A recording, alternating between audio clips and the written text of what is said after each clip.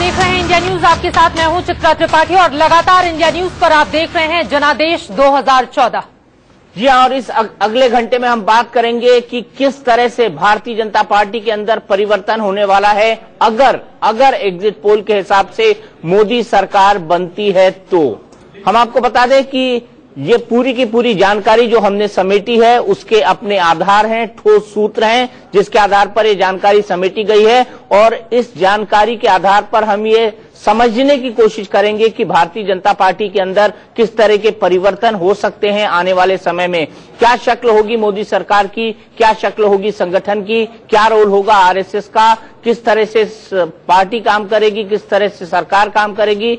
इस पूरे आकलन में हम यही समझने की कोशिश करेंगे, क्योंकि फिलहाल के हिसाब से अगर एग्जिट पोल को पैमाना माना जाए तो सरकार बन रही है भारतीय जनता पार्टी की, और इसीलिए हम ये 1 घंटे की खास पेशकश आपके लिए लेकर आए हैं। अगर मोदी प्रधानमंत्री बनते हैं तो वो किस तरीके से अपने ड्रीम कैबिनेट को चलाएंगे, अपने सरकार को चलाएंगे, और उसमें आरएसएस का क्या रोल होगा, भारतीय जनता पार्टी का क्या रोल होगा और खुद मोदी का क्या रोल होगा, ये बात करेंगे हम अगले 1 घंटे के अंदर। तो आइए हम सीधे चलते हैं अब ग्राफिक्स की तरफ और ये देखने की कोशिश करते हैं कि कौन कौन से ऐसे लोग हैं जो इस पूरी की पूरी कवायद में नजदीकी हैं और जिन पर निगाहें लगी हुई हैं पार्टी की, संघ की और साथ ही साथ मोदी की, जिनको बड़ी जिम्मेदारी दी जा सकती है इस पूरी कवायद के अंदर। सबसे बड़े चेहरे वो कौन कौन से होंगे जिनको दी जाएगी तवज्जो नरेंद्र मोदी की सरकार में? क्योंकि अभी तक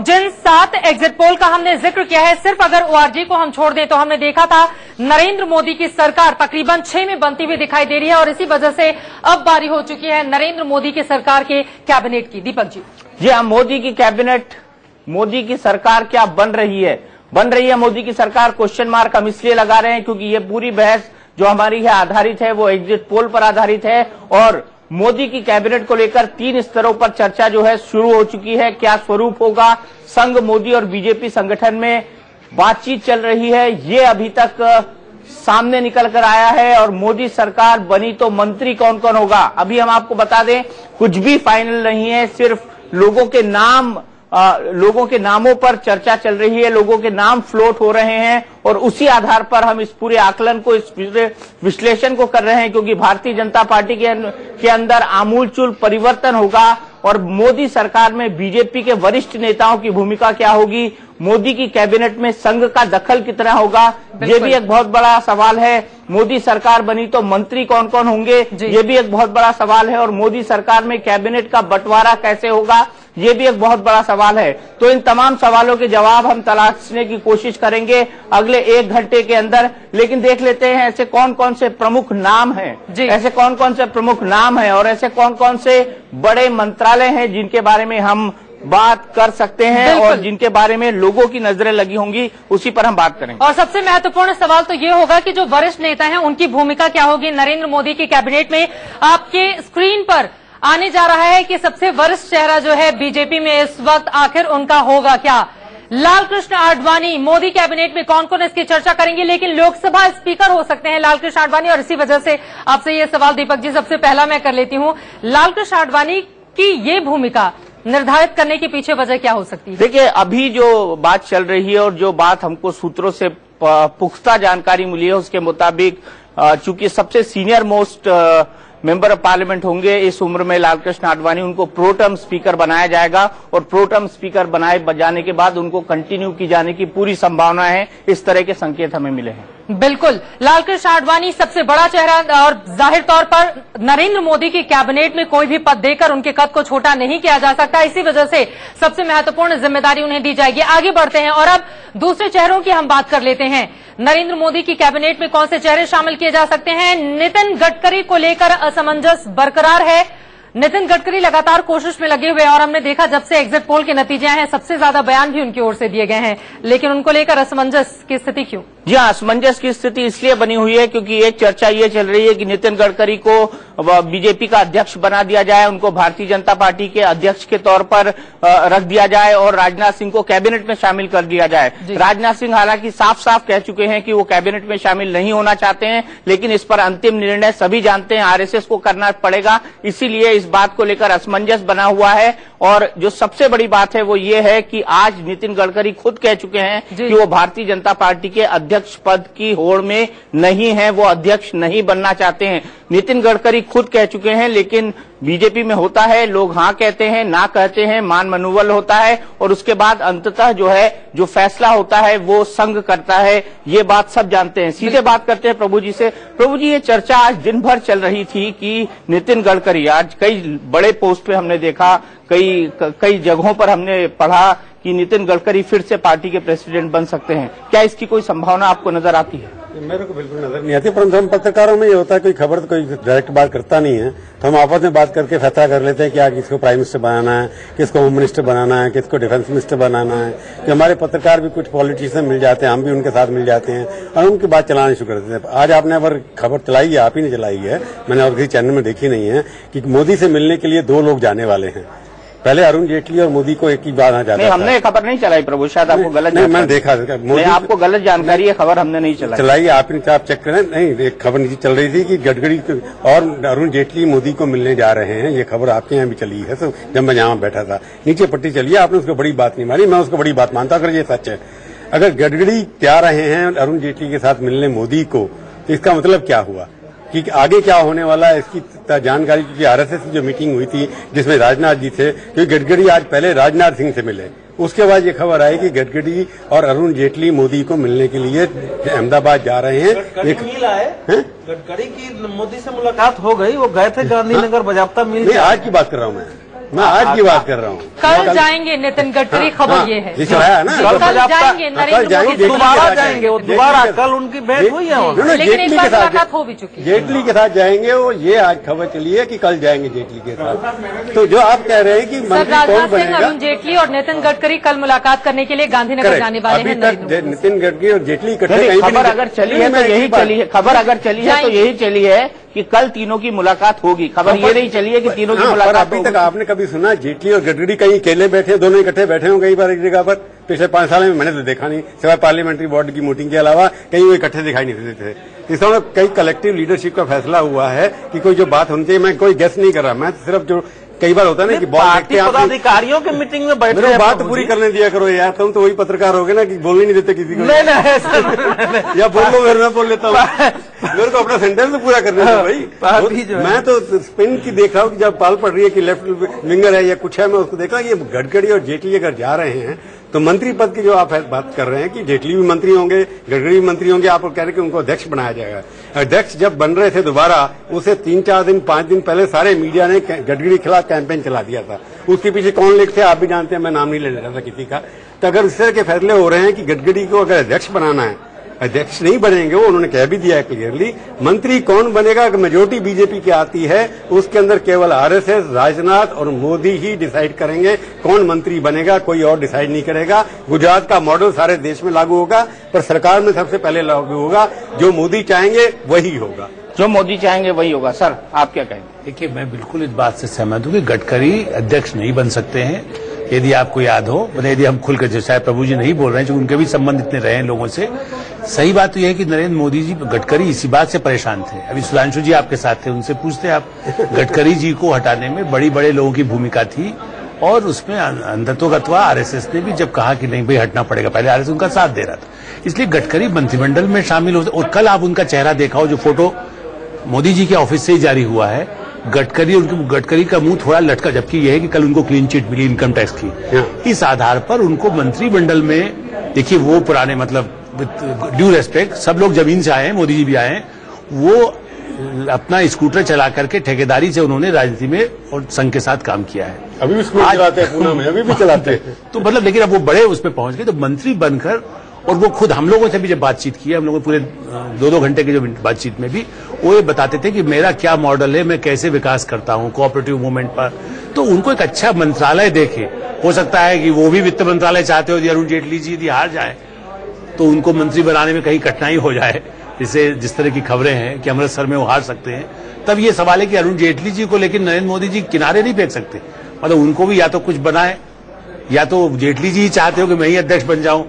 तो लेकिन मुझे नहीं लगता कि राजनाथ सिंह जी अध्यक्ष हटेंगे, न आरएसएस चाहेगा सवाल ये कि गडकरी जी पर अभी मुद्दा है। मेरा नहीं मानना है कि गडकरी जी मंत्रिमंडल में तो आ सकते हैं यदि उन पर और गंभीर आरोप मोदी जी की फाइल में ही पड़े हों या 6 महीने बाद उनको हटाना पड़े, वो अलग बात है, लेकिन वो मंत्री बन सकते हैं, अध्यक्ष नहीं। मंत्री बन सकते बातें इन्होंने कही है। हमारे साथ दो और मेहमान जुड़ चुके हैं। तहसीन पूनावाला है, रामेश्वर चौरसिया जी हैं, हमारे साथ प्रमोद जी हैं, अनुज गुप्ता जी हैं। रामेश्वर जी, सबसे पहले जानना चाहूंगा, क्या सरकार के बारे में सोचना शुरू हो गया है पार्टी के अंदर? सरकार बनाने के लिए जो मेंटल आपको, अभी तक तो आप चुनाव में व्यस्त थे, लेकिन अब एग्जिट पोल सामने आ गए हैं, 16 तारीख का जो है डेट बिल्कुल सामने है, तो एक मेंटल एक्सरसाइज है वो शुरू होने वाली है। देखो, सरकार की कवायद तो 2 साल पहले शुरू हो गई थी कि सरकार बननी है, तो ये तो कोई छुपी बात नहीं है, वो तो चलते रहता है राजनीतिक पार्टियों में, हमारी पार्टी हो दूसरे की हो। लेकिन बहुत सारी खबरें दीपक जी मैं आपसे ही लेता हूं, आपके चैनल से चाहे दूसरे चैनल से, क्योंकि जो हाईएस्ट बॉडी हमारा है जो बात करती है और जो चर्चाएं होती है वो कोई हमसे पूछ के नहीं होती है, और चर्चा स्वाभाविक होना भी चाहिए। आगे सरकार चलानी है तो जैसा मैं सुन रहा था कि एक बात तो तय है कि मोदी जी से अब देश का एक्सपेक्टेशन लोगों का भी बहुत ज्यादा है। जिस तरह लोगों ने उनका स्वागत किया, एक्सपेक्टेशन भी ज्यादा है, तो ये तो प्रधानमंत्री का प्रेरोगेटिव है, ये छुपा हुआ नहीं है। लेकिन मोदी जी भी जिस तरह से मेहता जी बोल रहे थे, वो तो देखेंगे ना किसकी एक्सपर्टीज किसमें है। एक्सपर्ट लोग आए, उस विभाग को अच्छा चलाएं। देश क्या सरकार चलाना इसलिए नहीं है, सरकार चलाना है कि देश का विकास आगे हो, लोगों को रोजगार मिले। जो हमारी आर्थिक नीतियां हैं उसको हम ऐसा बनाएं कि हम भारत सिर्फ बाजार बन के नहीं रहे, हम ऐसा प्रोडक्शन करें कि हम बाजार बना सके। जो सीमाएं पर हो रही है, जो आज पाकिस्तान का रवैया है, हम इतने मजबूत हों कि हम आंख से आंख मिला करके बात करें, अपने लोगों की रक्षा करें। सरकार इसलिए बनती है, तो उसमें देखना पड़ेगा कि सारी चीजें, कृषि का ग्रोथ है तो उसके एक्सपर्ट कौन है, निर्धारित और मोदी जी इसमें सक्षम है। देखिए, बात आपको बताऊं, जी। ये आप नहीं कह सकते हैं कि जो पार्टी की चीजें होती है एक व्यक्ति निर्धारित करता है। मैं वो व्यक्ति नहीं हूं जो कोई चीज छुपाऊंगा, आप भी जानते हैं, और हमारा संघ से संबंध आप भी जानते हैं। लेकिन सरकार तो संविधान के अनुसार चलेगी, हमारे अनुसार नहीं चलेगी, संगठन के अनुसार से नहीं चलेगी। लेकिन जो डिसीजन मेकिंग बॉडी है, हम भी स्वयंसेवक संघ के हैं, मोदी जी भी हैं, आडवाणी जी भी हैं। तो अगर अपने परिवार से मिलजुल करके चर्चा करना, अगर मान लो हम कुछ बनते हैं और अपने पिताजी से भी चर्चा करते हैं तो उसमें कोई हर्ज नहीं है। लेकिन देशभक्ति का पाठ और राष्ट्रभक्ति का पाठ और ये सोशल वर्क का पाठ तो हमने आरएसएस ही सीखा है। उनका अपना क्या एजेंडा है, उसकी भूमिका पर आगे हम चर्चा को आगे बढ़ाएंगे। डॉक्टर सीपी राय हमारे साथ समाजवादी पार्टी के नेता जुड़ चुके हैं। सीपी राय साहब के पास हम चलते हैं। सीपी राय साहब 1 मिनट में आपके पास आ रहे हैं, लेकिन तहसीन मुस्कुरा रहे थे। हाईएस्ट बॉडी उन्होंने कहा, तभी आप समझने के वो आरएसएस की बात करें। हाईएस्ट बॉडी तो इनके भाजपा में नागपुर से चलती है, अनइलेक्टेड एंड अनइलेक्टेबल। सारे लोग तो जाते हैं मोहन भागवत जी से मिलने, चाहे राजनाथ सिंह जी हो चाहे नरेंद्र मोदी साहब हो। लेकिन जो सारे पोर्टफोलियो बट रहे हैं, और कल प्रभु चावला जी और हम आपके शो पे कह रहे थे कि पोर्टफोलियो अभी बांट ले एग्जिट पोल के रिजल्ट पे, ये ना हो कि 2004 हो जाए। लेकिन जो कल हम कह रहे थे, एक बात सोच ली, अगर ये सब सही हो तो आपके पीएमओ में किस तरह के लोग होंगे, ये भी देश को सोचना होगा। मैं इससे ज्यादा कुछ नहीं। किस तरह के लोग, मैं क्लियर कर दूं जी, कहीं पोर्टफोलियो की बात नहीं आई है, अभी संबंध की डिसीजन की बात आई है। एक बात आप भी समझ लीजिए, कोई भी प्रधानमंत्री बिना रिजल्ट आए अगर बनता भी है तो बिना रिजल्ट आए कोई प्रधानमंत्री नहीं बनेगा, पहली बात नहीं। और एक में ये बात शैडो कैबिनेट की हो रही है, ये बात शैडो कैबिनेट की हो रही है, ये बात कैबिनेट की नहीं हो रही है। सुन लो, शैडो की भी बात, let's be very clear about it. पूरी नहीं, सुन लो, कैबिनेट में किस प्रदेश से कौन जीत के आता है, क्या प्रदेशों को आप छोड़ देंगे? आप सिर्फ 4-5 लोग कैबिनेट चलाते हैं क्या? कैबिनेट में रहेंगे क्या? ये तब हो डिसाइड होगा जब कौन लोग जीत के आते हैं, वहां की परिस्थितियां कहां, कहीं चुनाव होने वाला है, कहीं नहीं होने वाला है, कहां से सक्षम लोग जीत के आते हैं, इस पर डिपेंड करता है। एक ही जवाब देना चाहता हूं, इसीलिए शायद क्योंकि एग्जिट पोल पे खुद नरेंद्र मोदी साहब को भरोसा नहीं, और अब तक गुजरात के सीएम पोस्ट से रिजाइन नहीं किया उन्होंने, और एग्जिट पोल पे इतना भरोसा बादल साहब को था, कहां से सक्षम लोग जीत के आते हैं, इस पर डिपेंड करता है। एक ही जवाब देना चाहता हूं, इसीलिए शायद क्योंकि एग्जिट पोल पे खुद नरेंद्र मोदी साहब को भरोसा नहीं, और अब तक गुजरात के सीएम पोस्ट से रिजाइन नहीं किया उन्होंने, और एग्जिट पोल पे इतना भरोसा बादल साहब को था, अरुण जेटली जी को डेप्यूटी प्राइम मिनिस्टर डिक्लेयर कर डाला। यही बात हुई। विदिशा में वहां के सुषमा स्वराज जी को वहां तो फेयरवेल पार्टी शुरू हो गई है ना, लेकिन इस बात को तो स्वीकार करेंगे, आपके वहां तो फेयरवेल दिए जा रहे हैं ना। फिर फेयरवेल प्रधानमंत्री जी को दिया जा रहा है, क्योंकि 2009 की उन्होंने खुद 3 जनवरी को कहा था कि हम जा रहे हैं, प्रधानमंत्री को दिया जा रहा है। अभी आपने जो कहा कि जी सर, मोदी जी ने अभी इस्तीफा नहीं दिया, जब चुनाव परिणाम ही अभी नहीं आए तो इस्तीफा देने का कहाँ प्रश्न उठता है? तो वही मैं कह रहा हूँ कि जो राहुल गांधी ने भी इस्तीफा नहीं दिया उपाध्यक्ष पद से, हार गए एग्जिट पोल से, वो हार गए एग्जिट पोल में उपाध्यक्ष पद से भाई, उपाध्यक्ष पद से, राहुल कांग्रेस पार्टी के उपाध्यक्ष पद से। जवाब क्या राहुल आप बताइए ना, राहुल गांधी 2009 की सरकार के बाद 2009 की सरकार में थे? भाई वो अपनी पार्टी के तो मालिक है ना, पार्टी के मालिक है, लेकिन पार्टी का तो मालिक ये है ना। रेफरेंडम था सरकार के ऊपर, ये रेफरेंडम था पार्टियों के सबसे ऊपर, बड़ी ये रेफरेंडम था यूपीए 2 के ऊपर, तहसीम पूनावाला, ये रेफरेंडम था यूपीए 2 के ऊपर, यूपीए 2 मेरे ख्याल और उसमें मंत्री क्या राहुल गांधी साहब मंत्री थे? तो मतलब आप मनमोहन सिंह जी को बलि का बकरा बना रहे हैं? किसी को बलि का बकरा, मतलब आप मनमोहन सिंह को बलि का बकरा बना रहे हैं, यही बात है ना? आप ही का जवाब दे रहा हूँ, यही बात है ना? नहीं मैं जवाब, अगर ये रेफरेंडम था, आपकी बात मान लेते रेफरेंडम था, तो ये रेफरेंडम था नरेंद्र मोदी साहब के ऊपर भी, बिल्कुल सही। और आपके सर्वे और सारे सर्वे दिखा रहे उनको 30% वोट मिले, यानी 70% हिंदुस्तान आज भी नरेंद्र मोदी को रिजेक्ट कर रहा, तो आप उसको क्यों रेफरेंडम नहीं मानते? 11 करोड़ के आसपास तो आपको वोट मिले थे 2009 में, कहाँ जा रहे हैं आप? चित्रा जी, सवाल मैं वही बात कह रहा हूँ। जी, एक बात तो सत्य है कि इस देश में ये पहला चुनाव हुआ है, जिस तरह राष्ट्रपति का चुनाव हुआ था बराक ओबामा, हमें याद है, इस बार का नहीं, पहले वो राष्ट्रपति नहीं थे, लेकिन चुनाव ऐसा लगा कि बराक ओबामा ही राष्ट्रपति है, उन्हीं के इर्द गिर्द घूम रहा था। क्यों? वहां की जनता चाहती थी बराक ओबामा, उन्हीं और को ओबामा कॉपी साहब किया को क्या 60% वोट मिला, 58% वोट मिला, आप ही का एग्जिट पोल दे रहा 30%। ज्यादा और बोलने दूसरी से चीज, ज्यादा बोलने से बदल नहीं आएगा, छोड़ो नहीं परसेंटेज, एक तो परसेंटेज से 58% ओबामा साहब को मिला, मेजोरिटी मिली ओबामा साहब को। दूसरी बात, आज भी मोदी साहब को नहीं मिला। दूसरी बात मोदी साहब को अमेरिका बहुत पसंद है, वीजा मिलती नहीं, लेकिन अमेरिका पसंद बहुत है। चलिए भाई साहब, एग्जाम्पल दे रहे थे, आप चले जाते हो, इन सब छोड़ दो, चुनाव हो गया, इस समय क्यों उलझते हो? अरे आपने ओबामा साहब का एग्जाम्पल दिया। तो इसी तरह इस चुनाव का मैं भी 25 साल से कर रहा हूँ, एक मिनट सुन लो, मैं 25 साल से कर रहा हूँ, मुझे एक फील हुआ, जहां भी हम जाते थे, आप कहते हो ना कि हमने नरेंद्र मोदी जी की घोषणा की, पहले अटल जी की, क्योंकि लोकतंत्र में, सर एक मिनट क्या हुआ मैं आपको बता दूं, चलो आज नहीं सुनो, आज मैं ऑफिस गया, मीटिंग में बैठा था, तो आरपी सिंह ने ला करके लगा दिया, अब तब से ही पड़ा हुआ है, इसके बिना पहचान अभी मैं इसलिए कहा, ये भी चुनाव आपने देखा, नरेंद्र मोदी कहीं सेंटर में मंत्री नहीं थे, पीएम नहीं थे, सरकार नहीं चला रहे थे, लेकिन पूरा देख लो जो कैंपेन हुआ वो कहाँ था? हमको वो लोग पूछते हैं भाजपा नहीं थी, मैं पूछता हूं दूसरे पार्टियों के लिए क्या था? मोदी मोदी मोदी। क्यों? इनको भी एहसास था, जो ग्राउंड में चुनाव लड़ते उनको एहसास था कि उनकी जमीन खिसक चुकी है, अब थोड़े मोदी पर हमले करो तो शायद कुछ हमें उसका फायदा हो, लेकिन उसका घाटा उनको होते गया, क्योंकि जनता एक बार जब डिसाइड कर देती है इस लोकतंत्र में, चाहे प्रचार कर लो जो भी कर लो, जनता ने डिसाइड कर लिया कि केंद्र में सशक्त सरकार बनाने, कांग्रेस को हटाना है तो सरकार चाहिए, अब वो मुलायम सिंह तो दे नहीं सकते थे, तो इस बार पहली बार जनता को विश्वास हुआ कि केंद्र में कोई सशक्त सरकार दे सकता है तो नरेंद्र मोदी के रूप में एनडीए। यानी वाजपेयी सरकार को भूल गई है। एक चीज और करेक्ट करूंगा, वाजपेयी सरकार को भूल गई है। आपने देखा होगा पहले सर्वे में हमको 135-40 दिए जा रहे थे, हमने उसको एक्सेप्ट क्यों किया? हमने कहा कि नहीं, अगर सर्वे में आ रहे हैं सारे चैनल पर तो कहीं हमारे प्रचार में कमी है, कहीं हम कार्यकर्ता को उतना उत्साहित नहीं कर पाते, इसीलिए हमने प्रचार किया, लोगों तक पहुंचा, कार्यकर्ता हमारे घर घर गए, 3 लाख बूथों पर हमने एक साथ मुजफ्फरनगर में प्रचार किया, मुजफ्फरनगर में प्रचार किया, बड़ा दंगे हो गए, चले गए, आसाम में जाकर प्रचार किया, आसाम में जाकर प्रचार किया। ये बोल करके आप कांग्रेस का सफाया परमानेंट कर रहा हूं, मैं आपको कह देता हूं, अगर कांग्रेस वाले से पूछ, मैं सच्चाई की बात, मुजफ्फरनगर अगर हम आरएसएस और बीजेपी की रिलेशनशिप पर आए तो ये जो नई सरकार बनेगी, जो एग्जिट पोल के हिसाब से बनती दिखाई दे रही है, उसमें आरएसएस की कितनी छाप होगी?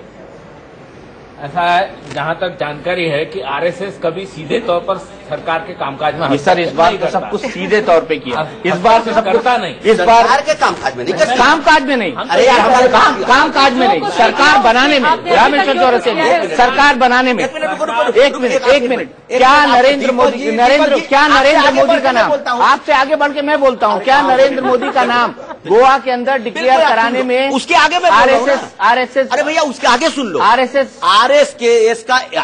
का एक एक कार्यकर्ता, एक एक स्वयंसेवक जी जान लगा करके भारतीय जनता पार्टी के लिए इस चुनाव में प्रचार किया है, क्योंकि देश का सवाल है, सवाल कांग्रेस का नहीं है और सवाल किसी पार्टी का नहीं है, देश बनाने का है। देश बनाने का सवाल है। ये देश बनाने का सवाल था या सरकार बनाने का सवाल है? इनके सिंह साहब, बीजेपी को बचाने का सवाल था और नरेंद्र मोदी ही बचा सकते थे, बड़ी सीधी सी बात है। लेकिन एक चीज आप और देखिए, आज जो आरएसएस से हम इस समय रिश्ता समझ रहे हैं बीजेपी का, उसकी क्वालिटी चेंज हुई है। ये बिल्कुल सही है कि बीजेपी बिल्कुल नीचे जा रहा था, 18% वोट रह गए थे, 8 करोड़ से कम वोट मिले थे। ऐसे में नरेंद्र मोदी आए एक गैल्वेनाइजिंग फोर्स के रूप में, और आज जो आप रिजल्ट देख रहे हैं इसमें सिंगुलरली नरेंद्र मोदी का कमाल है। ऐसे में नरेंद्र मोदी चाहेंगे परफॉर्म करना। मुझे ताज्जुब नहीं होगा कि आरएसएस के डिक्टेट को भी रिफ्यूज कर दे मानने से, क्योंकि अब वो मेजॉरिटी पा चुके हैं। और उसके बाद आरएसएस भी ये चाहेगा कि नरेंद्र मोदी परफॉर्म करे, क्योंकि आरएसएस का भी सब कुछ स्टेक पे है। तो ऐसे में नरेंद्र मोदी के परफॉर्मेंस के लिए जहां तक कैबिनेट का सवाल है, जो भी एफिशिएंट लोग जैसे कि नितिन गडकरी हैं, ये व्यक्ति, अगर कभी आप इनको वैसे बातचीत की होगी आपने, ये आदमी वाकई ट्रेड का बहुत अच्छा एक्सपर्ट है। ठीक है, इमेज वाला एक कांस्टेंट है कि इमेज कई बार गड़बड़ हुई है और वो सब है, नरेंद्र मोदी से बचना चाहेंगे, लेकिन जो टीम सेलेक्ट करेंगे वो अपनी होगी और आरएसएस की छाप, क्योंकि आरएसएस भी कहीं ऐसा नहीं होगा इस स्टेज पे कि उनसे अलग हट जाए। तो इस समय नरेंद्र मोदी को फ्री हैंड मिलेगा और मोदी चाहेंगे कि हम परफॉर्म करें। एक बात में जो आप ये क्यों भूल रहे हैं, चाहे अडवाणी जी रहे हों, बल्कि अटल जी भी संघ के ही प्रचारक थे। आप आरएसएस और मोदी को अलग कैसे मानते हैं? ये मेरा तो कहना है कि नरेंद्र मोदी सिस्टमेटिकली गुजरात के अंदर आरएसएस और मोदी के अंदर पिछले 12-15 सालों में एक बहुत बड़ा डिवीजन हो गया, ये सब जानते हैं, और ये टकराव लगातार बना रहा। ये व्यक्तित्व का टकराव है, विचार। आप स्वतंत्र है बात करने के लिए, हम आकलन करने के लिए बिल्कुल स्वतंत्र है। मैं प्रमोद मजूमदार जी से पूछूंगा, मैं आ रहा हूँ आपके पास, आ रहा हूँ प्रमोद मजूमदार जी, पूरी बात कर लूँ। व्यक्तित्व का बाहर हुए मेरा कहना है कि देखिए, टकराव जो है, व्यक्तित्व का टकराव अलग बात है, विचार में उसको चाहे आप दंगे से जोड़ लीजिए। आप याद करिए, अयोध्या की यात्रा में प्रबंधक कौन थे? नरेंद्र मोदी। बाबरी मस्जिद गिराने में कौन थे? नरेंद्र मोदी। उनकी भूमिका थी उसमें, उस अयोध्या यात्रा में। इसी तरह से एकता यात्रा, डॉक्टर जोशी, अभी आप कई लोग आपके मित्र पत्रकार चलाते जी, डॉक्टर जोशी का आशीर्वाद मैंने कुछ महीने पहले जब वो यहाँ आए थे, तब उन्होंने, जबकि अध्यक्ष नहीं बने थे, तब जोशी जी के पास अकेले गए, भैया जोशी जी के साथ, उनके पैर छुए और उन्होंने कहा कि अब क्या करना, गडकरी जी को हटाने। अभी आप जो सवाल कर रहे थे, गडकरी जी को कब तक रखेंगे, ये जोशी जी ने, इन्होंने भी पूछा कब तक चलाना है उनको। तो संघ और उनको अलग मत मानिए, संघ का एजेंडा वही है जो मोदी जी का है, व्यक्ति वो चुनेंगे, ये सही है। और संघ के कई लोग ये कहते रहे कि इनको नियंत्रित रखो, तो इसलिए कहीं न कहीं अभी जब जरूरत थी, वरना उन्होंने तो ये कहा था कि मेरे पास अपने वर्कर हैं। देखिए, ऐसा है कि मोदी के सरकार चलाने का जो हम लोगों ने देखा है, उसमें योग्यता के साथ साथ व्यक्तिगत निष्ठा और उनके प्रति पूर्ण विनम्रता, ये उनका है। ये कमांडर की तरह वो सरकार चलाते हैं।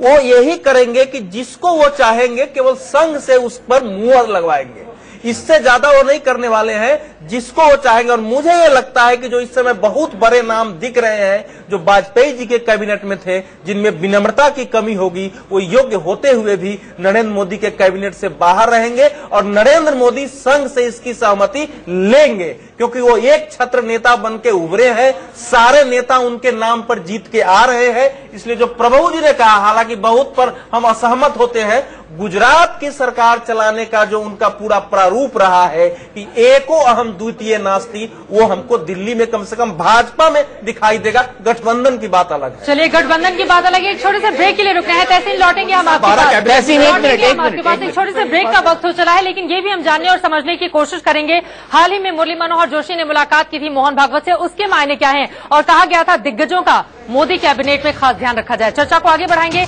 एक ब्रेक के बाद, आप फिर मिल जाएगा।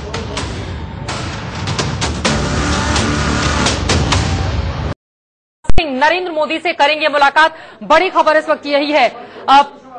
सीधे हम चलते हैं, यतेंद्र हमारे सहयोगी अब से कुछ ही देर के बाद जुड़ेंगे। राजनाथ सिंह, अरुण जेटली और नितिन गडकरी पहुंचने वाले हैं गांधीनगर, जो इस वक्त की खबर आ रही है। कल दोपहर 3 बजे गांधीनगर रवाना होंगे और वहां पर मुलाकात होनी है नरेंद्र मोदी से बीजेपी के बड़े नेताओं की ये बैठक दर्शाती है? बहुत क्रूशियल मीटिंग होगी, क्योंकि 16 तारीख के रिजल्ट के पहले ये बैठक होना है। और चूंकि राजनाथ, जेटली और गडकरी तीनों हैं, जिसमें एक अध्यक्ष हैं, एक पूर्व अध्यक्ष हैं और एक राज्यसभा में विपक्ष के नेता हैं, तीनों के बारे में कहा जाता है कि तीनों स्ट्रैटेजी बनाने में माहिर हैं, पार्टी की स्ट्रैटेजी यही तीनों बनाते हैं। तो उस लिहाज से अगर देखा जाए तो बेहद महत्वपूर्ण होगी ये बैठक, अगर तीनों नेता जाकर नरेंद्र मोदी से मिलते हैं तो।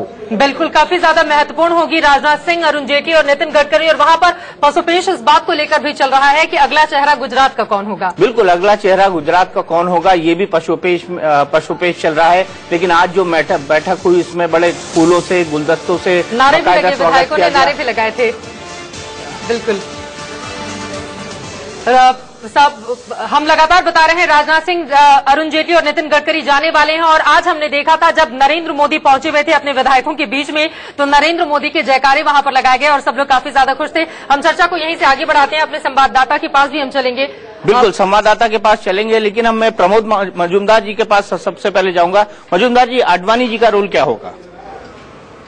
आडवाणी जी का रोल गाइड एंड फिलोसोफर के रूप में होगा। मतलब कोई और रोल देंगे नहीं आप? नहीं, वैसे वो बीजेपी में हाईएस्ट पोजीशन पर है और हाईएस्ट पोजीशन पर रहकर भी उनकी जो कमांड होगी वो एकदम, जिसको कहते हैं कि जो आडवाणी जी कहेंगे वो सब लोग भी मान सकते हैं, मानना चाहिए। लेकिन जो आडवाणी जी कह रहे थे गोवा के टाइम पे, वो तो किसी ने माना नहीं था। उस समय की बात अलग थी, आज की बात अलग है। रामेश्वर, अंतर है। आप मुस्कुरा रहे हैं, बोल ही नहीं रहे कुछ। आपकी मुस्कुराहट काफी कुछ कहती है, लाख टके की आपकी मुस्कुराहट। मुझे लगता है कि सब आज ही आप ही तय कर दोगे। नहीं, तय नहीं कर रहे हैं साहब। प्रजातंत्र में बहस करने का अधिकार सबको है, और हम अभी देश जानना चाहता है। अभी जो आपने न्यूज दिखाया कि तीनों मिलने जा रहे हैं, सच बात है कि जब सरकार बनती है तो बहुत चेहरे पार्टी से सरकार में जाते हैं।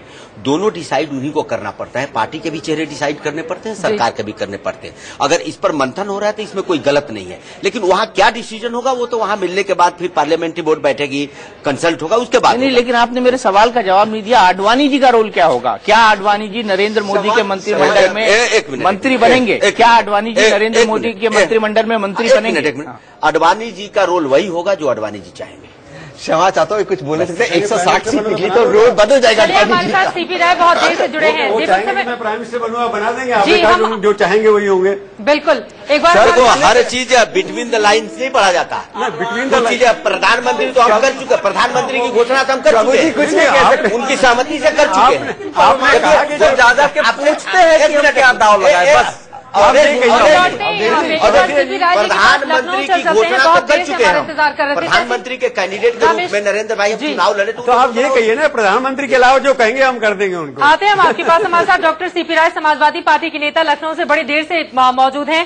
सीपी राय जी, सबसे बड़ा सवाल ये खड़ा हो रहा है, समाजवादी पार्टी और उसके मुखिया अपने आप को किसी और रोल में देख रहे थे, लेकिन 2009 में जो आपकी सीटें थी यानी कि 23, अब तो आधे पर रह जा रही है समाजवादी पार्टी, जो एग्जिट पोल दिखा रहा है। करेंगे क्या आप लोग अब? एग्जिट पोल ने तो पहले भी हमको बहुत कम दिखाया था। ये 16 तारीख को फैसला होगा और उसके बारे में तब बात करेंगे। यहां आपने 2-3 तरह की बात की, मैं समझ नहीं पाया। खैर, चर्चा करना लोकतंत्र का अधिकार है। एक शब्द इस्तेमाल किया है, शैडो गवर्नमेंट। शैडो गवर्नमेंट नहीं, ये संभावित सरकार हो सकती है, संभावित मंत्रिमंडल हो सकता है। शैडो गवर्नमेंट उसको कहते हैं कि लोकसभा में जो विरोधी दल होता है वो हर मंत्रिमंडल के लिए एक आदमी अपना तय कर लेता है, जो उस मंत्रिमंडल को मॉनिटर करता है और उसके बारे में चर्चा करता है, अभी तक उसके खिलाफ अपनी रणनीति बनाता है। उसको शैडो गवर्नमेंट कहते हैं। संभावित सरकार या मंत्रिमंडल को शैडो गवर्नमेंट नहीं कहते। अब इसमें गडकरी का क्या रोल होगा, आडवाणी का क्या रोल होगा, मुझे लगता है कि आरएसएस की चर्चा का विषय है। और चूंकि भारतीय जनता पार्टी की नकेल आरएसएस के हाथ में है, इसलिए सारी निर्णय वहीं से होते हैं और वहीं से निर्णय होंगे। और चूंकि आरएसएस एक ऐसा संगठन है जिसकी ना कोई सदस्यता है, जिसका ना कोई संविधान है, न उसका कोई चुनाव है, इसलिए हम उसके बारे में चर्चा लोकतांत्रिक प्रक्रिया में राजनीतिक दल होने के नाते हम उसके बारे में न संभावनाएं व्यक्त कर सकते हैं, न उसके बारे में चर्चा व्यक्त कर सकते हैं। समाजवादी पार्टी हम लोगों का अगर कोई डर है तो ये है, आप बताइए, ये तो सरकार बनेगी, अगर आरएसएस के नकेल, अगर नकेल इसकी आरएसएस के हाथ में रहेगी तो क्या ये गोलवलकर साहब की किताब के आधार पर चलेगी? गोलवलकर साहब ने जो किताब लिखी थी, हिटलर के इसमें तारीफ किया था और उन्होंने उसके शासन को सर्वोच्च बताया था। क्या आरएसएस की गाइडेंस में यह सरकार वो जो गोलवलकर साहब का अपना सपना था उसको पूरा करेगी? क्या जिस सिद्धांत को वो मानते थे उसको पूरा करेगी? क्या उनका जो संकल्प था इस देश को बनाने का उसको पूरा करेगी, या लोकतंत्र के दायरे में रह करके और लोकतांत्रिक प्रक्रिया का हिस्सा बनकर के काम करेगी? हमारी चर्चा का विषय तो मुझे लगता ही है। बाकी तो 16 तारीख को जब सारे नतीजे सामने आ जाएंगे तब हम शायद ज्यादा बेहतर इसके बारे में चर्चा कर सकेंगे। बिल्कुल सीपी राय साहब, बिल्कुल सही बात बोली आपने। रामेश्वर चौरसिया जी, वही मैं सवाल आपसे आ रहा था कि तब तो आडवाणी जी चाहते थे पीएम बने, जैसे प्रभु सर ने पूछा, वो तो बना नहीं सकते, उसके अलावा आप क्या बना सकते हैं उनको? क्या आप जो सवाल पूछ रहे हैं अभी, वो जो जवाब दे रहे थे, आपने कहा ये हमारे प्रधानमंत्री के जो उम्मीदवार हैं उन्होंने ही घोषणा किया है। कोई भी, अटल जी की सरकार भी चली थी, संविधान से चली थी, प्रदेश की किसी की भी सरकार चलेगी वो संविधान सम्मत ही चलेगी। हाँ, हमारे परिवार के लोग हैं तो सबको आप दूसरी संस्थाएं भी अगर हमें सरकार में अच्छा सुझाव देती है तो उसका स्वागत है। मैं तो दूसरी बात आपको कह रहा हूँ। मैं तो आडवाणी जी की बात कर रहा हूँ सर, आप फिर वही, मैं आडवाणी जी की बात कर रहा है, मैं आडवाणी जी की बात कर रहा हूँ, आप मुस्कुरा रहे हैं। आपको लग रहा है कि टीवी चैनल पे हमारा क्या होगा, आडवाणी जी का क्या होगा, इनका क्या होगा, हम आप डिसाइड कर सकते हैं? सपने को और ये उनकी किताब को डिसाइड नहीं कर सकते। मैं कहाँ कह रहा हूँ डिसाइड करने को, मैं क्या कर सकता हूँ डिसाइड, आप क्या कर सकते हैं, लेकिन बहस तो कर सकते हैं। ये हाइपोथेटिकल और लोडेड क्वेश्चन, इसका कोई मतलब नहीं है, बहस से भी कोई मतलब नहीं है सर। ये हमारे पार्टी का मामला है, अंदरूनी मामला है। सर एक मिनट जवाब नहीं, सर एक मिनट, प्रमोद जी से ले लेते हैं। प्रमोद जी, वाकई में क्या होगा, आपको क्या लगता है? इसमें आडवाणी जी तो जैसे मैंने अभी आपसे कहा कि आडवाणी जी की भूमिका बिल्कुल गाइड एंड फिलोसोफर की रहेगी, और वो जो समय समय पर जो समस्याएं होगी पार्टी के भीतर सरकार के साथ, उसको एक सही ढंग से कोऑर्डिनेट का काम आडवाणी जी इसमें करें। तो सरकार में शामिल नहीं होंगे वो? ये आज कहा नहीं जा सकता। सरकार में शामिल होंगे दीपक जी, मेरे ख्याल से उनका सरकार में शामिल होने की संभावना पे हमें विचार ही नहीं करना चाहिए, क्योंकि उन्होंने मोदी को बड़ा किया है। तो इसलिए चेले की सरकार के अंदर गुरु शामिल हो रहा हुआ उप प्रधानमंत्री रह चुकने के 10-15 साल बाद थोड़ा मुझे कठिन लगता है। मुझे लगता है कि उनके लिए सबसे बेस्ट पद जिस पर वो आज हैं, यानी एनडीए के अध्यक्ष पद पर, जो कि वाजपेयी साहब के समय प्रधानमंत्री पद के साथ ही वो पद होता था, यानी मोदी जी प्रधानमंत्री बनते हैं तो हो सकता है कि ये दो जिम्मेदारियां दो अलग अलग स्थानों पर चली जाएं। और जैसा कि अभी आप आरएसएस और इन सब की बात कर रहे थे, जो 3 बड़े नेता कल जाने वाले हैं गांधीनगर, मंत्रिमंडल पर ही बात करने जाने वाले हैं ये लोग, और मेरे ख्याल से आरएसएस कोई नाम नहीं देगा, जो नाम होंगे इनकी मार्फत ही जा रहे होंगे, अंत में सहमति वो लगा सकते हैं। लेकिन मुझे मोदी इफेक्ट नजर आता है।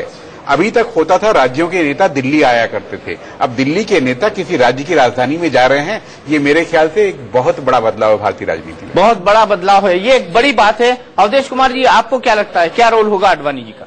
देखिए, आडवाणी जी की भूमिका, मैंने आपको एक खलीफा शब्द का प्रयोग किया, शायद आपने ध्यान नहीं दिया।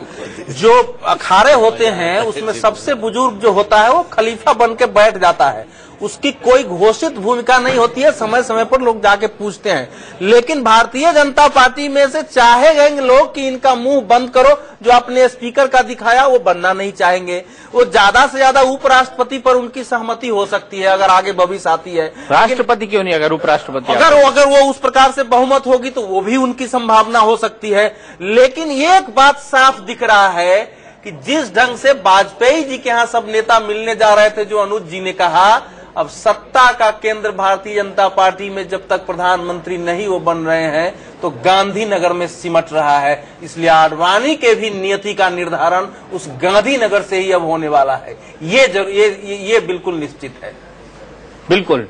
मैं आपके पास आऊं सर, उससे पहले मैं एक ब्रेक लूंगा। ब्रेक के बाद एक ब्रेकिंग न्यूज है, इंतजार कीजिए।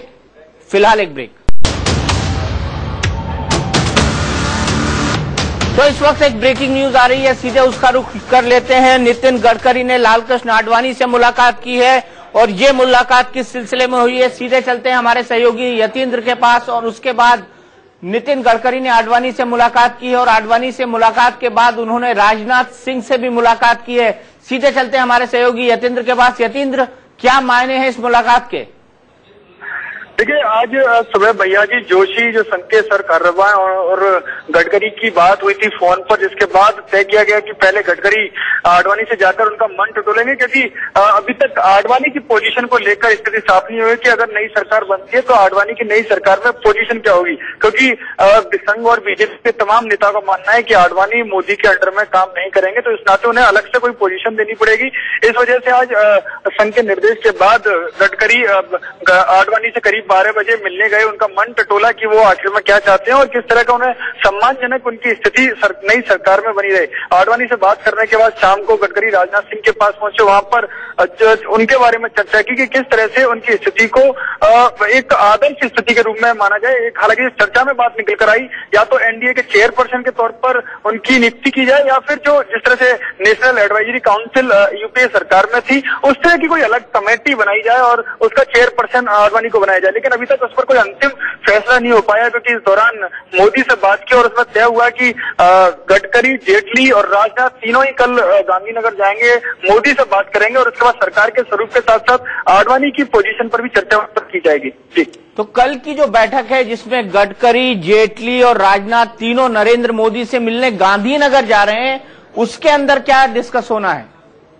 उसके अंदर सबसे पहले आडवाणी की पोजीशन को लेकर डिस्कशन किया जाएगा कि किस तरह से एक सम्मानजनक स्थिति उन्हें नई सरकार बनने पर दी जाए, जिससे आडवाणी का एक सम्मान बना रहे। और कुछ दिन पहले आडवाणी की तरफ से भी संकेत दिए गए थे संघ प्रमुख मोहन भागवत को, और खुद मुरली मनोहर जोशी और उमा भारती भी संघ प्रमुख से मिलकर आई थी, जिसमें उन्होंने भी सम्मानजनक स्थिति की बात कही थी। तो तमाम किस तरह से वरिष्ठ नेताओं का समायोजन नई सरकार के तहत किया जाए, जिससे इनकी जो शंकाएं उनका समाधान हो, और साथ ही नई सरकार का स्वरूप क्या हो, उसमें कौन सा, अगर सरकार बनती है तो किसको कौन सा प्रोफाइल दिया जा सकता है, इन तमाम बिंदुओं पर वहां पर चर्चा की जाएगी। जी, चलिए, बहुत बहुत शुक्रिया यतेंद्र। तो बड़ी बात यहाँ पर आडवाणी की भूमिका क्या हो, इसको लेकर चर्चा हुई। प्रभु, ये जो 2-3 मीटिंग्स हुई हैं, उसके बाद कल गांधीनगर में मीटिंग होने वाली है जिसमें जेटली, राजनाथ सिंह और गडकरी तीनों जाने वाले हैं, ये क्या इंडिकेट करती है? वही सोच रहा हूँ मैं इतनी देर से, क्योंकि अभी रिजल्ट भी नहीं आए हैं। अगर मंत्रिमंडल की डिस्कशन करनी है, क्योंकि आरएसएस से मीटिंग हो चुकी है इन लोगों की पहले सबकी, उसमें जेटली नहीं थे, बाकी लोगों ने मिला की है।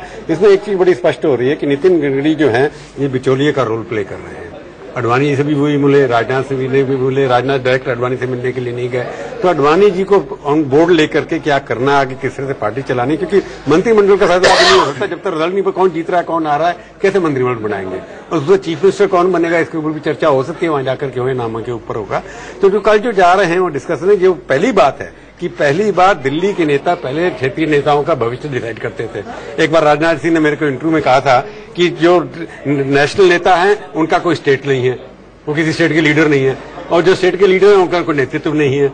तो पहली बार हुआ है कि कोई स्टेट का लीडर जो है वो राष्ट्रीय नेता बन गया है, और ये राष्ट्रीय नेता जो है स्टेट के नेता के पास जाकर के हाथ जोड़ के मंत्रिमंडल मांगने जा रहे हैं या कुछ बातचीत करने चले जा रहे हैं। परंतु मेरे को लगता है कि कोई एक कंसेंसस बनेगा कि आगे जाकर के किस तरह चलाकर मेजोरिटी नहीं आई तो कौन किससे बात करेगा।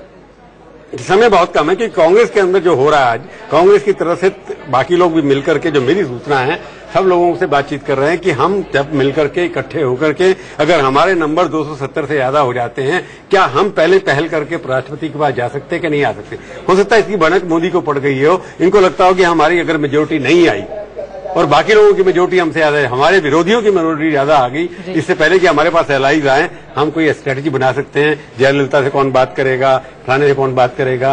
अभी क्योंकि जब तक बड़ी पार्टी इनके पास नहीं होगी, इनके हाथ में सरकार नहीं बन सकती। मेरे को लगता है कि भविष्य की राजनीति क्या होगा, कि मेजोरिटी को कैसे परिवर्तित करना है, स्टेबल करना है, उसके ऊपर बातचीत करने के लिए जा रहे हैं। और मंत्रिमंडल की बात अभी नहीं होगी, क्योंकि पता नहीं कौन जीत रहा है, पता नहीं कौन जीत रहा है कि नहीं जीत रहा है। सीपी राय साहब के पास चलते हैं। सीपी राय जी, क्या मोदी को रोकने के लिए आपकी कोई रणनीति होगी?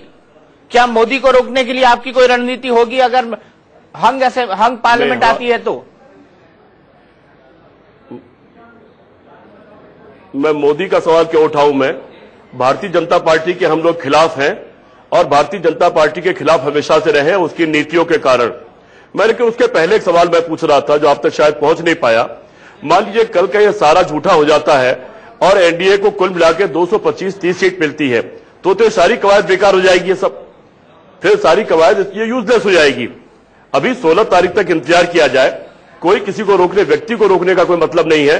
हाँ, हम एक पार्टी और उसकी विचारधारा के खिलाफ है और उसके खिलाफ हमको जो भी करना होगा जब तक उनकी विचारधारा वो है, जैसे मैंने शुरू में सवाल उठाया कि क्या इनकी जो गीता है आरएसएस की, गोलवलकर की किताब, क्या उसके आधार पर इनका आगे का चिंतन है, क्या वही उनका सपना है, क्या वही उनका सिद्धांत है? और जब तक उनका सपना, सिद्धांत और गीता गोलवलकर की वो किताब है, तब तक हम इनके खिलाफ हैं और उस वक्त तक हम इस देश को उस गीता के आदर्शों से बचाने की कोशिश हर तरह से करेंगे। वो हमारा कर्तव्य है।